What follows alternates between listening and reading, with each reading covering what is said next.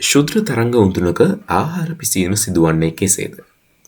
අප දන්නවා සාමාන්‍ය උඳුනක් ක්‍රියා කරන විට එය වායුන් දහනය කර හෝ විදුලිය භාවිතයෙන් තාපය නිපදවා එම තාප හුවමාරුවෙන් ආහාර පිසින බව.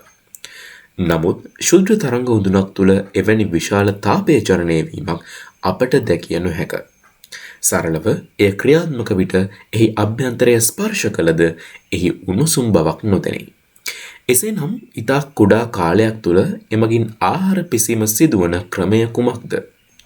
මෙය භෞතික විද්‍යාවේ න්‍යායක් වන විද්‍යුත් චුම්බකත්වයේ ඉතා සුවිශේෂී ප්‍රතිඵලයකි. මෙහිදී මෙම උතුන තුළ භාවිතා වන ශුද්‍ර තරංග විද්‍යුත් චුම්බක වර්ණාවලියේ රේඩියෝ තරංග හා අදෝරක්ත තරංග අතරමැදි කලාපයේ පිහිටයි.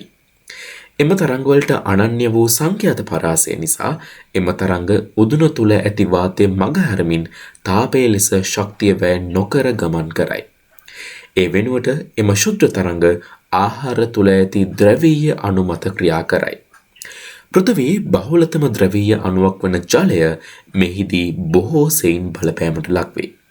ඒ අනුව උදුන ක්‍රියාත්මක වී ශුද්‍ර තරංග ලෙස විද්‍යුත් චුම්බක තරංග නිකුත් කරන විට එම ක්ෂේත්‍රයේ බලපෑම මත ද්‍රවීය ලෙස ආරෝපිත ජල අණු බිලියන ගණනක් එම තරංග සංඛ්‍යාතයෙන්ම යම් චලන දක්වයි.